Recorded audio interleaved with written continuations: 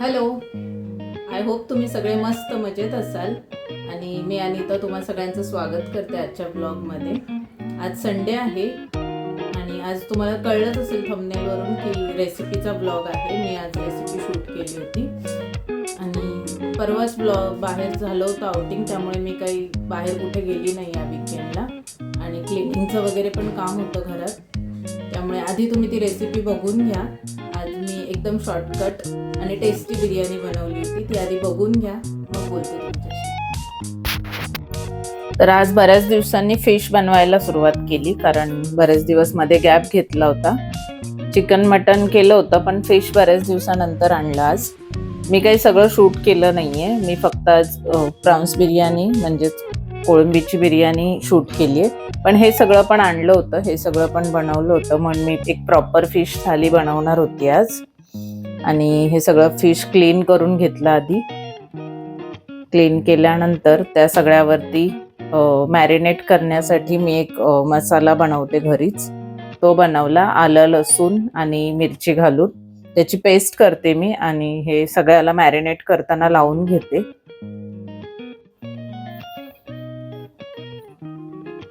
याचं मी हे बनवणार होतो, कोळंबीचा रस्सा बनवणार होती आणि त्याचबरोबर राईस आणि सुरमई आणि हे बोंबील हे फ्राय करणार होती.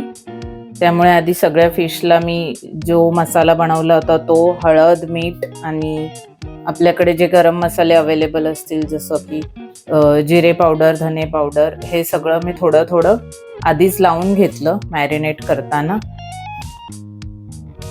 सगळे फिश आधी व्यवस्थित मसाला कोट करून मॅरिनेट करून फ्रीजमध्ये ठेवून दिले, कारण सगळेच आज नव्हती बनवणार, थोडे वेनसडेसाठी ठेवले होते मी काढून. आणि अशा पद्धतीने मॅरिनेट केलं मी.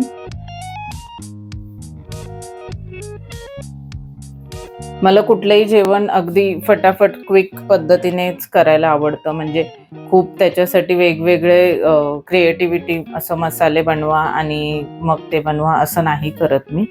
शक्यतो जे अवेलेबल आहे त्याच्यामध्येच कसं टेस्टी बनवता येईल तसं बनवते. ही जी पेस्ट बनवलेली ती पण मी लावली आणि जे जे मसाले आपल्याकडे अवेलेबल असतील ते लावू शकता तुम्ही.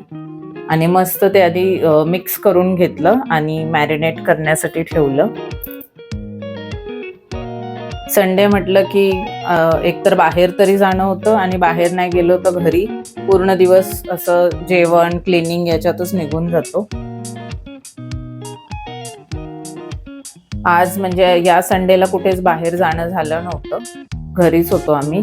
कारण तुझ्याच्या एक्झाम येत आहेत, तर तुझ्याच्या एक्झामसाठी जेव्हा तिची एक्झाम असते तेव्हा क्लासेस जास्त वेळ असतात आणि मग उगाच बाहेर जाणार त्याच्यामध्ये मग थकायला पण होतं, अभ्यासावर इफेक्ट होतो. त्यामुळे मग आज कुठेही गेलो नव्हतो आणि मी आज फिश बनवायला घेतलं. पण मी म्हटलं आधीच मी ऑलरेडी एक फिशची रेसिपी अपलोड केलेली आहे, त्यामुळे म्हटलं आज फक्त बिर्याणी कशी बनवूया ते अपलोड करूया. आणि बिर्याणी पण मी अगदी सिंपल पद्धतीने बनवली आहे, खूप काही असं एकदम भारी अशी रेसिपी नसेल, पण छान टेस्टी असते. ही रेसिपी तुम्ही करून बघू शकता की किती टेस्टी होते. तर बिर्याणी बनवताना तेलामध्ये थोडेसे गरम मसाले आणि कांदा टाकला होता मी, आणि कॅमेरा ऑन करायला विसरली होती, त्यामुळे मी इथून स्टार्ट करते.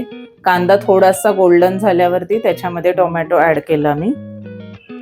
राईस मी ऑलरेडी असं पाण्यामध्ये थोडासा उकळून घेतला होता, 70% कुक करून, आणि त्याच्यानंतर हे रेसिपी करायला सुरुवात केली.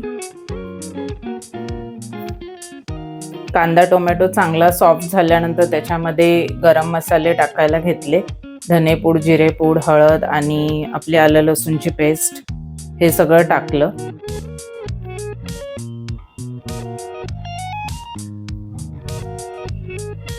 फिश किंवा चिकनची कुठलीही बिर्याणी बनवताना ते आधी तुम्ही जास्त वेळ मॅरिनेट केलं ना तर ते जास्त टेस्टी बनतं. म्हणजे कमीत कमी अर्धा तास तरी मॅरिनेट करत ठेवलं पाहिजे. तर मी फिश आणल्यानंतर मॅरिनेट करायला ठेवून दिलं होतं आणि त्याच्यानंतर बाकीची सगळी कामं करून घेतली आणि लास्टला मग मी ही बिर्याणी बनवत होती.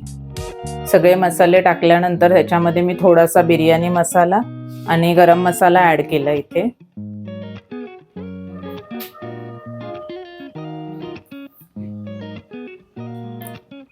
आणि अगदी थोडंसं म्हणजे आपण जो मसाला बारीक करतो त्या भांड्यामध्ये थोडंसं पाणी घालून ते पाणी याच्यामध्ये टाकलं, कारण हे जे मसाले आणि ही ग्रेव्ही आहे ती चांगली कुक होईल यासाठी.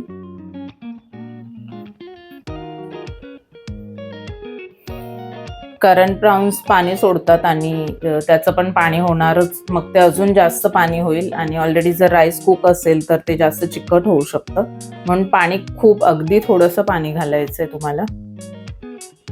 बस एवढंच पाणी ऍड केलं होतं. त्याच्यानंतर ह्याच्यावरती झाकण ठेवून एक 4-5 मिनिटं वाफ काढून घेतली मी याची. आणि सोबतच वरून गार्निशिंगसाठी जे जे लागणार होतं ते रेडी करून ठेवलं होतं.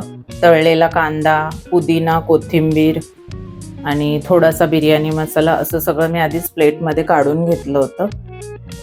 तळलेल्या कांद्याशिवाय बिर्याणीचा लुक येत नाही, त्यामुळं तो मॅन्डेटरी आहे. आणि हा राईस आहे. राईस शिजवताना मी त्याच्यामध्ये थोडंसं तेल आणि गरम मसाले घातले होते. हा बिर्याणीचा राईस नाहीये, कारण ऋतुजा हा एकच राईस खाते. ती फक्त इंद्रायणी राईसच खाते, दुसरा खात नाही, त्यामुळे मी बिर्याणी राईस यूज केला नाही. तुम्ही बिर्याणी राईस वापरून ही रेसिपी करू शकता. आणि हे सगळं मी आधीच रेडी ठेवलं होतं कटिंग करून. आणि त्याची चांगली वाफ निघाल्यानंतर आता घेणार होती थर लावायला. यातली अर्धी ग्रेव्ही मी काढून घेतली होती, ही उरलेली ग्रेव्ही होती. ह्याच्यावरती एक राईसचा थर लावून घेतला.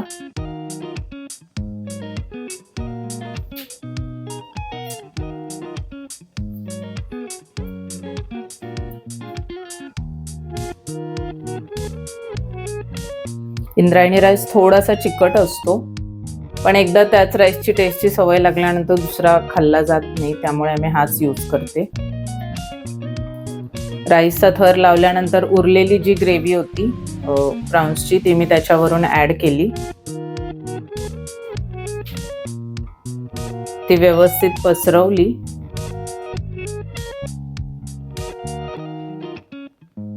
आणि ही ग्रेव्हीचा थर झाल्यानंतर पुन्हा एकदा याच्यावरती अजून एक राईसचा थर दिला.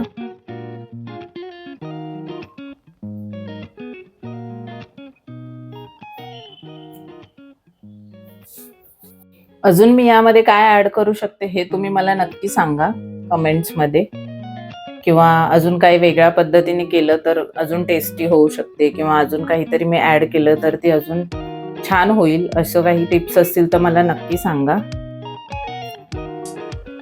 राईस मध्ये पण मीठ असतं आणि मॅरिनेट करताना पण मीठ घातलेलं असतं, त्यामुळं जेव्हा मसाला तुम्ही बनवत असता तेलामध्ये फ्राय करत असता तेव्हा मीठ जपून घाला.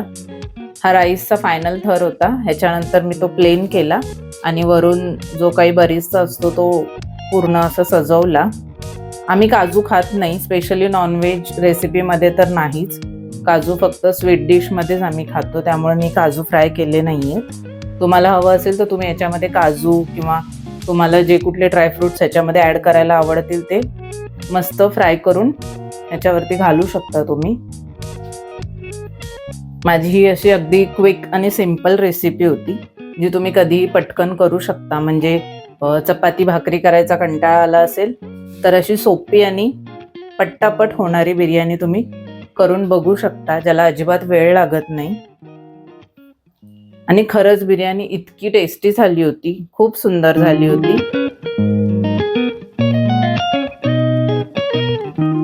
आणि हा तळलेला कांदा जो मॅन्डेटरी असतो बिर्याणीमध्ये.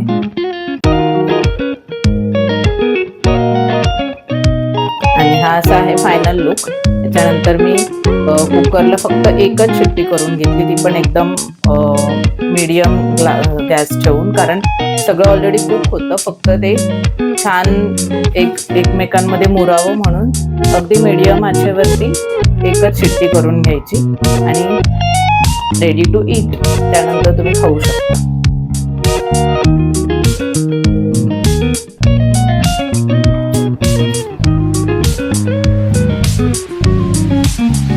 आज संडे होता, त्यामुळं या जेवणासोबतच मला वीकली क्लिनिंग पण होतं, त्यामुळं मी जास्त दुसरं काही शूट केलं नाहीये, कारण माझा दिवस संडेचा क्लिनिंगमध्ये आणि सगळं बनवण्यामध्येच निघून जातो. कुकर कुकर ओपन केल्यानंतर हा असा होता बिर्याणीचा फर्स्ट लुक. रेडी झाली होती खाण्यासाठी.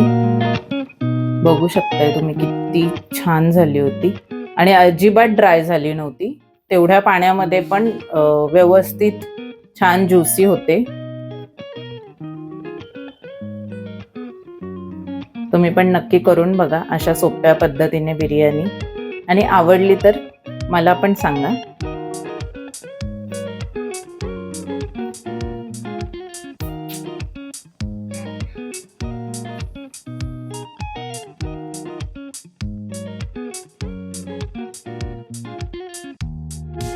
ही झाली बिर्याणी. त्याच्यानंतर मी फिश फ्राय करायला घेतलं होतं. मी काही पूर्ण शूट नाही केलं, पण फायनल असे झाले होते फिश. सुरमई होती आणि बोंबील. हे सगळं फ्राय करून घेतलं आणि त्याच्यानंतर डायरेक्ट जेवणाचं ताट सजवलं.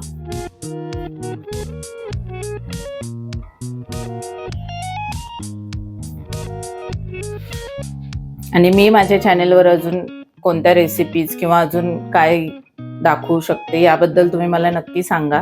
मी त्यावर ब्लॉग बनवण्याचा प्रयत्न करेन, किंवा अजून मी काय इम्प्रूव्हमेंट केली पाहिजे हे पण सांगा.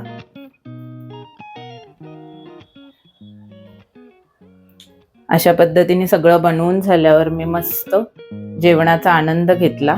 ही होती आजची स्पेशल फिश थाली. तुम्हाला रेसिपी किंवा ही थाली आवडली असल्यास मला नक्की कमेंट करून सांगा.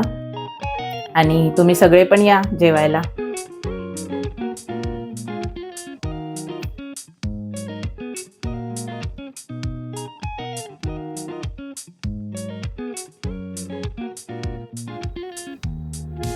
Welcome back. आणि कशी होती बिर्याणीची रेसिपी? खूपच शॉर्टकटमध्ये बनवते मी आणि आय होप की तुम्हाला आवडेल, कारण माझ्यापेक्षाही भरपूर छान छान रेसिपीज तुम्ही करत असाल. पण या रेसिपीमधलं तुम्हाला काहीही आवडलं असल्यास मला नक्की कळवा. आणि एवढाच होता आजचा ब्लॉग. आता मी संध्याकाळ झाली आहे तर आता आम्ही डिनर करून झोपूच, कारण दुपारीच खूप चांगला ताव मारलाय फिश थालीवर. त्यामुळे तुमचा सगळ्यांचा वीकेंड कसा गेला हे पण मला नक्की कळवा. आणि आजच्या ब्लॉगमध्ये तुम्हाला काहीही आवडलं असेल तर नक्की लाईक, शेअर आणि सबस्क्राईब करायला विसरू नका.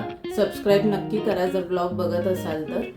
आणि भेटूयात नेक्स्ट ब्लॉगमध्ये. तोपर्यंत तुम्ही सगळे काळजी घ्या आणि तोपर्यंत बाय.